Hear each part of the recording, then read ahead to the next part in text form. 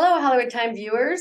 We have the pleasure of welcoming back actor, filmmaker, and environmentalist, Raphael Sbarge. Hi, Raphael. Hey, so good to be here. Thank you for having me. Where are you dialing in from? I'm in New York City. I'm spend a lot of my time here now, and basically, lived in Los Angeles, lived in Hollywood for many years, and have many of my dearest friends there, and I love the city. But I'm on the East Coast now.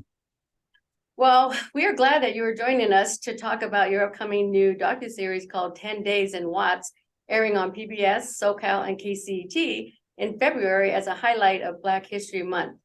So, Raphael, how did that project find its way to you? Yeah, it really was an evolution of another project that I did called LA Foodways, which was another project with KCET, another co-production with them that was nominated for an Emmy and did quite well. But in the course of doing that, I met this man named Tim Watkins.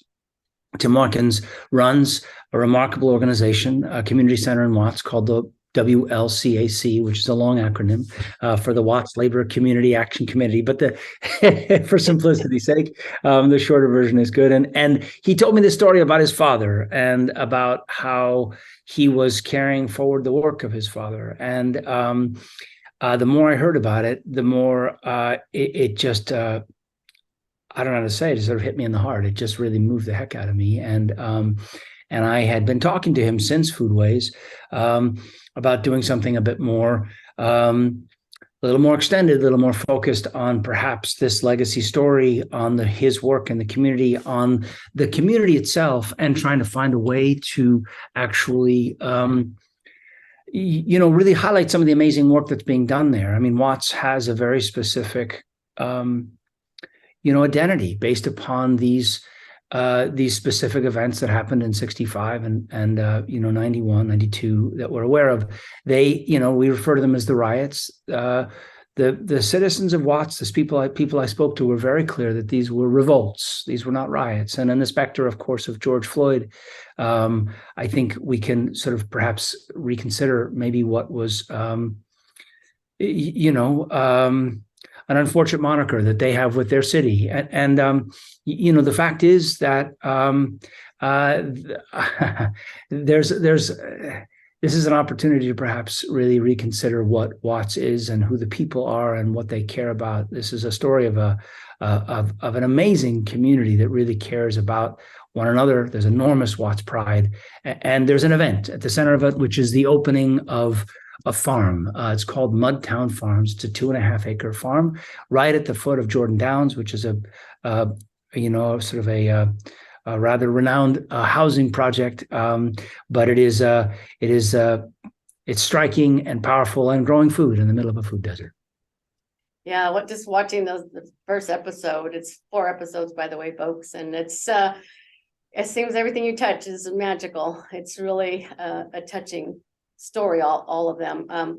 Actually, there were many stories that you covered in it, but there was one that touched my heart, and that was the 18-year-old, I think it's pronounced Kaiwan King. His story of how he, got some fake money and we're going to jump on a moving train to throw it out, I guess, and that he fell. And, to know here being in Watts and living there, that he had the strength to play basketball and go to college. It really was touching. What was it like working with him? Gosh, Kawan is an amazing story, and you just recounted it. I mean, he at the age of 9 basically fell and is a double amputee. What was so striking about his story, and he's 18, I believe he started college in September. But what was so sort of astounding about his story was, despite his disability, there was absolutely no sense of anything other than moving forward. He loves basketball. He's a wicked basketball player. He is also very intent on trying to sort of take the difficulties that he's really sustained, both physically and emotionally, and the complexity that he's dealt with in the neighborhood, and really use that as a form of a lighthouse for others. In other words, to sort of bring others in to help them understand how to live a little bit better, or how to sort of navigate the complexities of living in the projects. And Kaiwan ends up being kind of really representative of a lot of the people that we met. I guess I call this piece sort of a patchwork mosaic of resilience. Each person that I spoke to who opened up to me in a very in an astounding way that I'm very humbled that they did. That they told stories about really, there's no sugarcoating how tough it is in Watts. It's not, it's a wildly underserved neighborhood. It is, they are dealing with, a Flint-like water crisis with lead in the water. They have enormous environmental challenges. There's, I mean, on and on. It's a very difficult set of circumstances that this community lives in. However, there is no lack of determination and pride and sort of desire to want to try and sort of overcome and really try and use both individually and then as again as the organization to use those experiences as a form of wisdom to really sort of help others. And that's really the theme of this. I mean, the farm, we filmed over the 10 days leading up to the opening of the farm, right? So thus the name. We filmed a few days afterwards because we were covering some other people's stories, but the 10 days in the leading up to this farm has this great legacy story. As I said, back to the father. The father was a sharecropper in Mississippi, and was in a family of sharecroppers, I should say. His grandfather was a slave, and apparently he wouldn't get off a sidewalk and got into a fight with a white Western Union man and broke his rib. And they came in the middle of the night. They knocked on the door and said they're coming for him. The next day they were going to lynch him. And so what he did as a young 13-year-old is he jumped on a train and he went, basically in the middle of the night, and went as far as he could to the end of the line. He got off at Los Angeles and thought, oh, I've escaped. I'm going to start my life new. I'm going to get away from this kind of racial oppression. And of course, he walked into Union Station, and there was a whites only water fountain. And so, he traveled all this way and realizing he hadn't gone very far at all. However, he was a remarkable person, really super bright and a natural leader. Ended up working at the Ford Motor Plant, and which was then at that time at South Central, and he worked his way up. Was a part of then a whole quite a few sort of employee gathered kind of opportunities where they really fought for employee union rights. Yeah. And so he was taken under his wing by Walter Reuther, arguably one of the great labor leaders and civil rights activists, and he was groomed, introduced to Cesar Chavez, and really was sort of put in a place with a bunch of sort of support, financial support from the Chrysler Foundation, in order to be able to really sort of try and bring some relief to the inner city. And that happened right when the first Watts revolt happened in '65. So he was poised, and right after the Watts revolt happened, he was able to go in and buy land for pennies on a dollar, and then gathered that and created this center. And its mission is simple: to improve the lives of the community of Watts and the surrounding neighborhoods. And they've done that for 60 years. And so his Ted Watkins, who now has had a park named after him, and who has, was recognized on a national stage as being sort of a remarkable Black leader in a community, fighting the fight, really finding solutions, really coming to a community with complicated problems and finding creative and remarkable solutions to issues, and introducing things like conflict resolution, dealing with family planning, dealing with gang conflicts, helping formerly incarcerated people transition, getting people housing, getting them food. I mean, on and on and on. There just was so much. The WLCAC is a giant pillar of strength in this community and is so well respected. Tim, his son, when he decided to open this farm, really, in a way, it's a call back to his father, and his father being, his father's commitment to the land, and knowing that the land is the way through. So that the farm opens at the center of this, right? Or it's the opening over the arc of the series. However, we meet these community members like Kaiwan and many others, and it's a range of both Latino and Black members of the community, as well as then also a wonderful journalist, a former LA Times journalist, Mike Krikorian, who has been adopted by the community and has this amazing relationship with the people there, and he really takes us in and really provides they love him and he loves them. It was good. I can see you get your research from him too to help you out. Yeah, he's what a wonderful man he is, and just a straight shooter, and really cares deeply about really telling the story and being honest and forthright. Yeah. That's great. Well, of all the people you met in the stories, did you have one that touched you? That kind of, that brought tears to me, most of these episodes, but I'm so glad. It's probably like asking me, which one of my children do I love the most? It's very hard to do. I have to say is that I truly maybe something you didn't know before, like me. I didn't know about the lead. That's horrible. There's so much that I didn't know, and I here's what I did, Judy. Is that I had this amazing DP. His name is Felipe Bardel-Rey. He's worked recently with Spike Lee and many others. He's just a fabulously talented man. We had a very sort of rainbow coalition of our crew. Our producer was a Palestinian woman.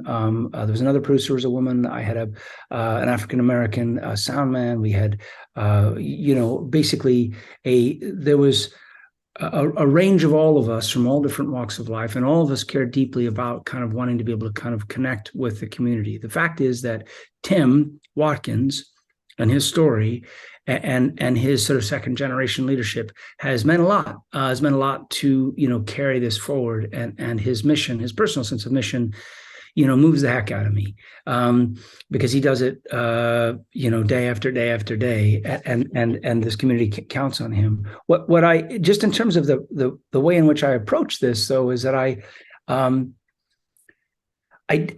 wanted to sort of see if I could find a way that felt a bit more. I guess I wanted to sort of have it how do I explain this? I had just done another film called Only in Theaters, which is about the Laemmle Theater chain, and that is a more classic documentary, which I can talk about a bit later if you'd like. But we did 75 sit-down interviews for that movie, and those are very time-intensive kind of experiences, and you sit for an hour, sometimes 2 hours, and talk through things. From that, then you edit, your movie. And what I wanted to do in this case was something a bit different. And I wanted to have it be a bit more in their words, that is, in this case, in the community's words.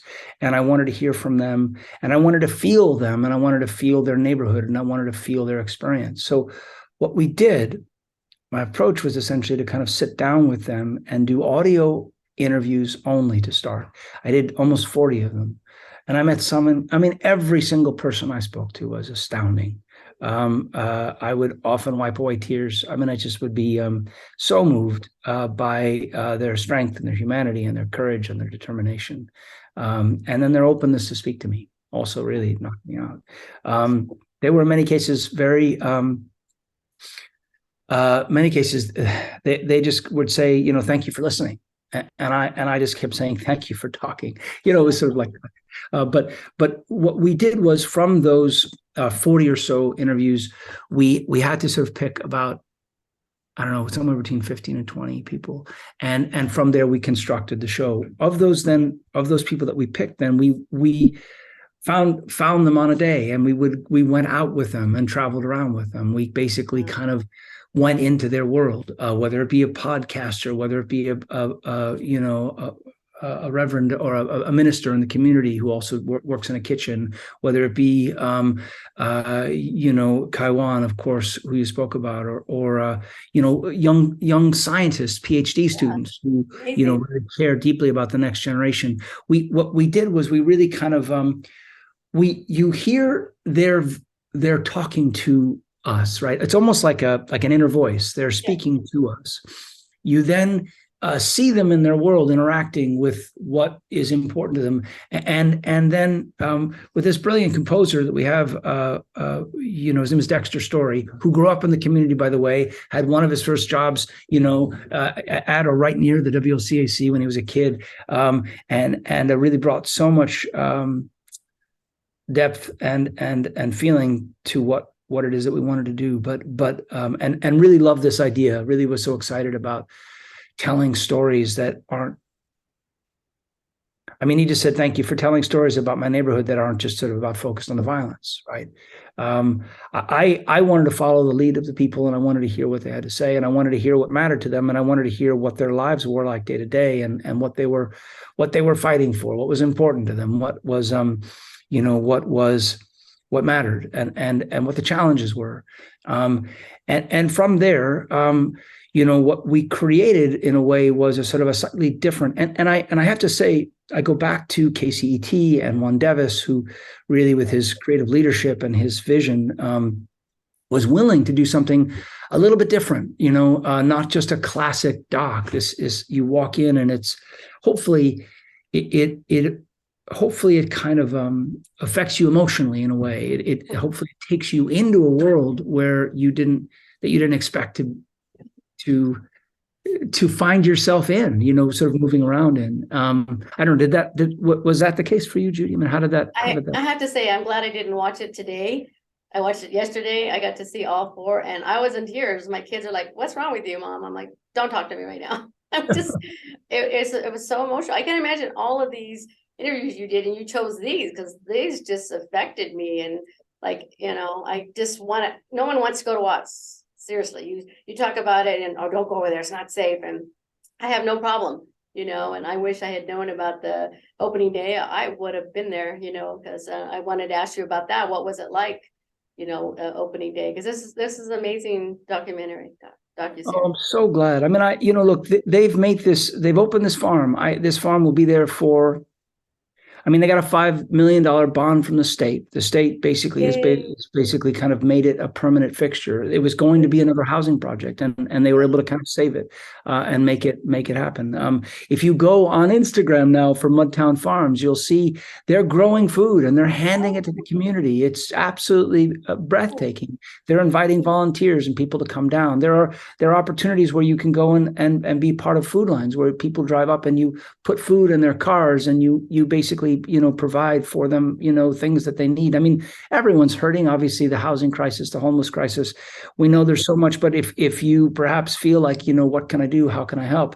There are amazing opportunities to be able to kind of really support this community. And again, there is so much pride about, that was my experience, and look, I live in Harlem in New York City, right?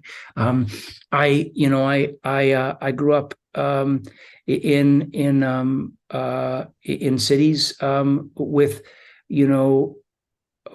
a wide range of races and classes and colors of people, and I'm very comfortable there. And I feel, what I loved about being here was that this was people saw me for who I was, just like, what's your character, what is your character, and your character then defines how we then accept you. And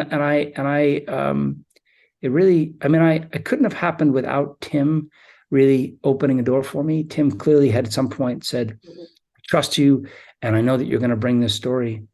But then again, the people we met really were open and eager to be able to tell us what they knew.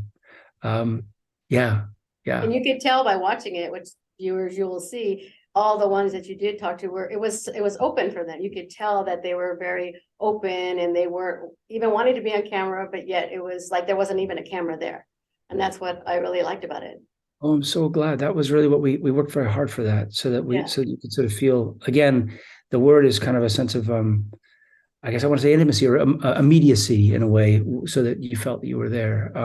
It's something worth sort of saying, which is, this obviously this relationship evolved with Tim and I. I mean, we did Foodways back in 2019, right? So, and but this didn't just happen overnight. I didn't just sort of land in Watts and decide to do this. Tim, you know, I want to say kicked the tires for a while and made sure that I was, the real deal. And at some point, he basically turned to me and he said, I trust you, and I know that you're going to tell the story. And I came to him and I said, look, Tim, look, man. I mean, I'm aware of the fact is that, I'm coming at this as a white man telling a story about a black and brown neighborhood, and I'm getting some questions at the network. Maybe I shouldn't be doing this. And he said, look, man, he said, I trust that you have the sensitivities to tell this story, and I want you to tell this story. And he said, honestly, there are other filmmakers know about this. They're not knocking on my door. You're knocking on my door. You see what's here, and I want you to do this. So basically, with enormous humility, I stepped into this, and then I want to tell you, and I didn't expect this. Maybe I just didn't. I hadn't. I mean, maybe I should have expected it, but I can tell you is that when I got to the other end of it after we filmed it for 3 weeks, right? 10 days, 12 days, and I got back. We had 60 hours of footage. We had 40 hours of audio interviews. We also shoot on film, by the way, in 16 millimeter and 8 millimeter, and so we had a lot of film. And I sat there, and while I knew what I was going in to do, I've never felt such an enormous sense of responsibility to be able to really honor the trust and the invitation that I was given to really let them tell their story. That is, let the citizens of Watts tell their story in their own words, and to get out of the way and just let it happen. I a lot of sleepless nights, I can tell you, my editor and I definitely felt the weight of it. But it's such an honor and such a privilege to have been invited in. Yeah, bravo. Thank you. Also, you as an environmentalist, it must have been awesome, to see Tim and everything that he's been doing in his community with the MudTown farms. Yeah, I mean, Tim has a real eye to the environment, and he has an organization called the Better Watts Initiative, which is really also, and we talk about this in the piece in episode 3, which is really this whole idea of using the next generation, using scientists, that is, in this case, PhD candidates, to be able to bring the actual scientific data to be able to identify what it is, people have been talking about for a while. The effects of lead are mighty. Lead, the size of a fingernail, can actually cause irreversible brain damage. And there are pipes in Watts and that are still, lead pipes that have not been removed, that still are affecting the people that live there, and people have spoken about it, and there hasn't been enough data because there just hasn't been enough scientific research. So what this Better Watts initiative, again, is in this case, there's obviously so many different branches of environmentalism, but there's also this sense of kind of leadership, like how do we meet the environmental issue and then be able to kind of find some kind of a solution. And that's what really, in this case, this part of this environmental journey has been for Tim, which is to kind of really put together a step-by-step approach. I believe now he's working with the state and a state advisor. He's on a state advisory board to be able to figure out how to begin to kind of use some of the infrastructure dollars to begin to sort of bring, what they need to kind of, begin to take care of this, really finally take care of this, and hear the voices, see the data, and then make the changes. That's so exciting. I mean, it's just so exciting to see that sort of those dots being connected. Oh my gosh. Yeah, I read where the first episode, called Legacy, will air on KCET Sunday, February 12th, and Thursday, February 23rd on PBS SoCal. So folks, check your local listings for the upcoming docuseries, 10 Days in Watts. So Raphael, what do you plan for Earth Day 2023? Oh my goodness. Generally what I like to do is go out and be somewhere where I am near the earth. I like to kind of, look, my point of view is that every day is Earth Day, right? There you go. And that, we celebrate or we commemorate Earth Day, but hopefully the principles of Earth Day, permeate the entire year. I am, like to be outside. I like to be doing something that's sort of, about related to the earth, and just to sort of remind us. But the hope is that we can all continue to sort of find ways to sort of, consider Mother Earth and our choices and do what we can. Obviously, I know, as we're doing this interview, there are tremendous storms and things happening in California. There were some crazy storms on the East Coast as well. We're getting, as they say, Mother Nature is speaking louder and louder, and we, the hope is that we continue to sort of have both the political will and determination to kind of really make, put in place changes and really sort of roll back kind of old thinking that seems to sort of be stuck on this idea that, oh no, there's no such thing as climate change. It's just all made up. It's just it's an idea that someone baked up in some kind of think tank, et cetera. Whatever those sort of crazy ideas are, we have enough scientific data, pure data, to be able to kind of identify the fact is that climate change is real, and we need to continue to make changes and or put our decision making behind things that actually can, really cumulatively add up to make a difference. Yeah, we need we rely on people like you to bring us documentaries about their environment. Otherwise, we really don't know, because they keep things hidden from us, really, if we don't have the time to do research ourselves. So we always look forward to you and all the rest of your team to bring us amazing things, So other than running for president, what's coming up next for you? Gosh, at the moment, I'm a lot of rest, a bit of sleep. We just delivered this piece just a few weeks ago. I've been working on another film over the past year, which is called Only in Theaters, which is a film about the legacy of the Laemmle Theaters and this third generation family. We opened at the Laemmle Theaters in the late fall, and I think we're still playing there right now. I think it's been extended. It's now opening in New York City next week, and is playing in theaters around the country. There's, eventually it will be on streaming, and that will. I'll put up a big flare about that when it happens. But it really is about what's happening with art house cinema.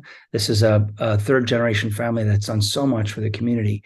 But Greg Laemmle really allowed me in over perhaps the most tumultuous 24 months of their 80-year existence, 85-year existence as a theater chain. And this theater chain is ties back to the origins of Hollywood. There's been a Laemmle in the theater business and the movie business since there's been a movie business. And this is an opportunity to also sort of think about and talk about kind of what's happening with exhibition and how important it is to go back to your local theaters, and what potentially we lose if they're gone. So it's you can find out more about Only in Theaters on our website, onlyintheaters.com, or follow us, and maybe it'll be coming back to a theater near you. Cool. I will put that link on there for those of our viewers and readers to see that. We have one in the city called Claremont, and that's the one I go to. That's my go-to. I love it because it's it was very good. Yeah, Claremont's great. We premiered there. I think it's gonna be back there, I think, in the next week, actually. So cool. I'll have to go check it out. That's amazing. All right. Well, thanks, Raphael, for taking the time to so good to see you. Thank you so much. in, and I can't wait to put this out there for all of our viewers to watch it, which is coming in February, the 4 episodes. So and also the other one you've got coming up, the theater one. So that sounds great. Any closing words you have for us today? No, just, look, I'm grateful for what you do, grateful for all I always enjoy seeing you, and I thank you for just your enthusiasm and your encouragement and all the, you sent me all those wonderful pins from that I have them right here in my drawer, actually. Jiminy Cricket. All my Jiminy Cricket pins. They're so sweet. And here, Dr. Hopper. Look at that. Oh my goodness, folks. I have them Look at those.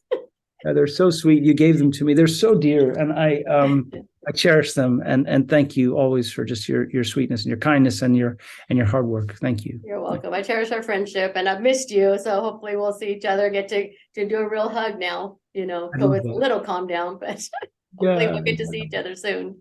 I look forward to that. All right. Take Thank good you care. guys so much.